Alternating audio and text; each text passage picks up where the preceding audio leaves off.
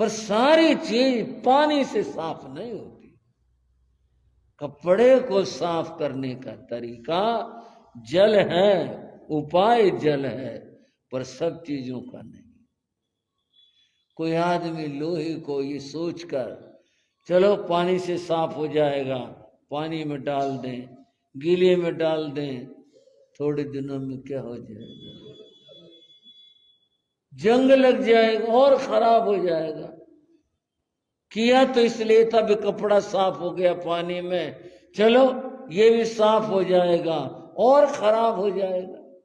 कई चीजें हैं पानी के योग से और खराब हो जाती हैं, ऐसे साफ नहीं होती। बंधुओं, कई चीजें अग्नि से साफ होती हैं। कपड़ा का स्पर्श कर दो जल जाएगा, पर कई चीजें अग्नि से साफ होती। लोहे को जंग लगा, अग्नि में डाला, सारा जंग जल जाएगा, लोहा साफ होकर आएगा। सोना जिसमें खोट मिला हुआ हो उसको अग्नि में तप आती है, अग्नि में तप करके वह शुद्ध हो जाता है। अगर कोई खोट मिले सोने को, पानी में डाले रखे धोए जाए, साबुन लगाए जाए, दूर होगा खोट, दोष दूर नहीं।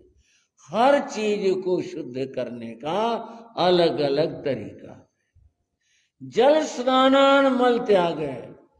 कोई आदमी ये सोचता पानी में नहा के पाप धो लो, ये सारे जितने जल के जीव है ये सबसे पहले मुक्ति में जाते, पानी में नहाने से नहीं।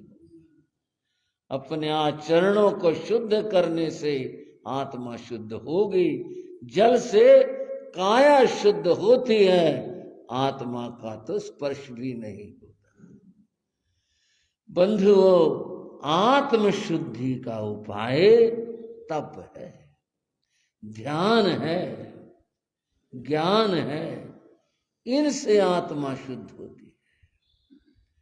तो महावीर इसीलिए तप की मंगल आराधना करते हैं, और तप करते हुए, साधना करते हुए जो कष्ट आते हैं समता शांति से सहन करते हैं। महावीर की साधना चल रही थी।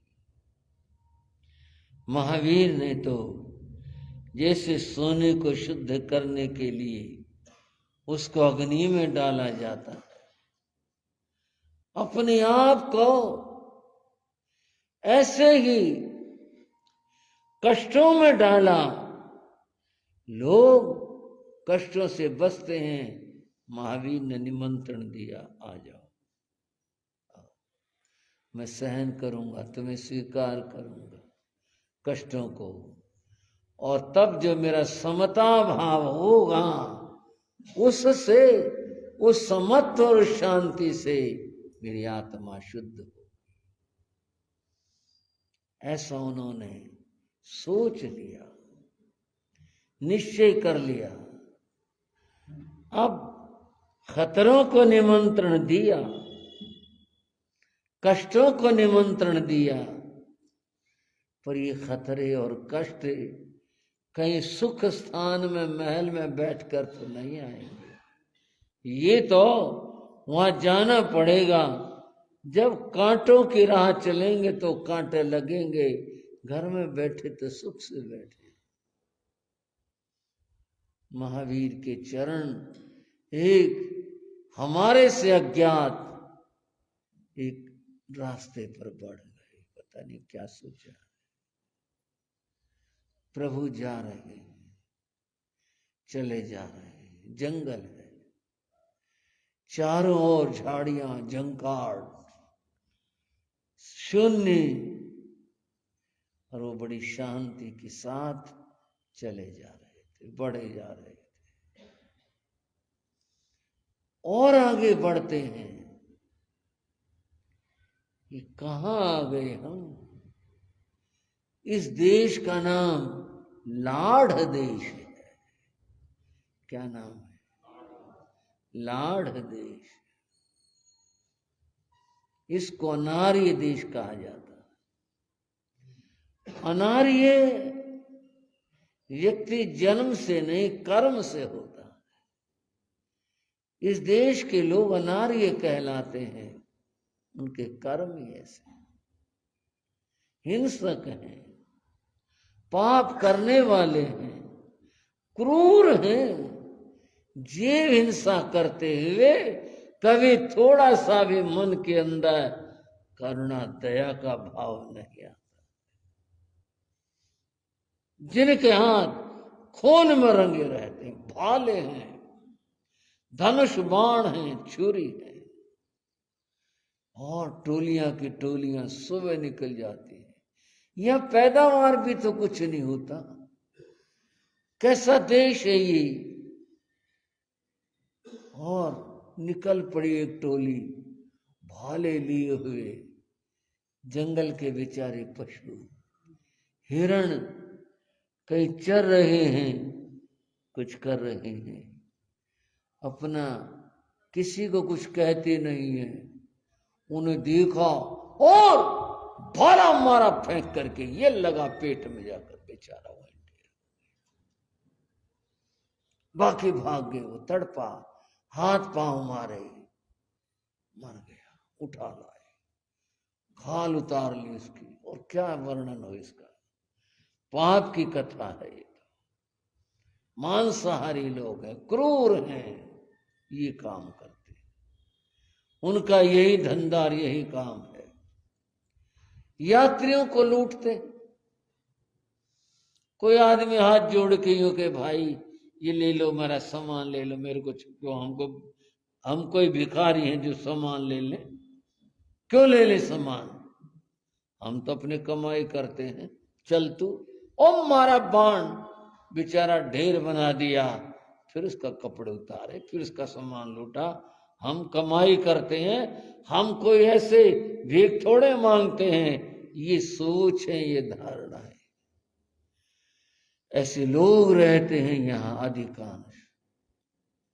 कुछ अच्छे भी हैं, सब उंगलियां बराबर तो नहीं होती, लेकिन बहुत कम लोग हैं जो दयालु होंगे। बाकी तो लोग ऐसे ही हैं, हिंसक, पाप करने वाले। वो क्या जाने धर्म क्या होता है और साधु क्या होता है, पुण्य क्या है, उन्हें क्या पता। कौन उपदेश दे, कौन बताए और समझाए। लाड़ देश को इसलिए अनार्य देश कहा गया। पता नहीं क्या सोचा प्रभु ने। हम तो प्रार्थना करते हैं भगवान मत जाओ वहां, आप क्या करोगे जाकर। पर भगवान ने तो कष्टों को निमंत्रण दिया था। महावीर लाड़ देश में चले गए। वहां के लोगों ने देखा, अरे ये कौन आया, ये कैसा आदमी है, ये तो कपड़े भी नहीं पहन रहा, पागल है। पागल का क्या भरोसा, क्या नुकसान कर दे, क्या कर डाले। भगाओ इसको यहां से, मारो इसको पत्थर। दया तो थी नहीं, पत्थर उठाकर मारे। यहां लग गया, यहां लग गया, शरीर पर लग गया, सिर में लग गया। महावीर ने तो क्या कर रहे भाई, क्या मतलब है तुम्हारा। वो तो बोले ही नहीं, चुपचाप रहे। आगे को चलो, हमने निकाला इसको, अपने सीमा से बाहर निकाला है। ओ गया, आगे गया तो गया। लोग बात करते हैं और आपस में, एक पागल आया था मैं आज, कपड़े भी नहीं पहन रहा था, हम भगा करके आया उसको, पता नहीं क्या नुकसान कर देता। ये बात है, ये सोचे यहां की। और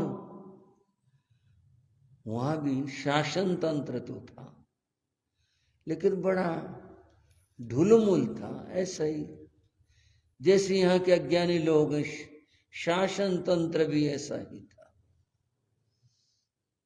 ये तो जासूस लगता कहीं से, किसी राजा ने जासूस छोड़ा है।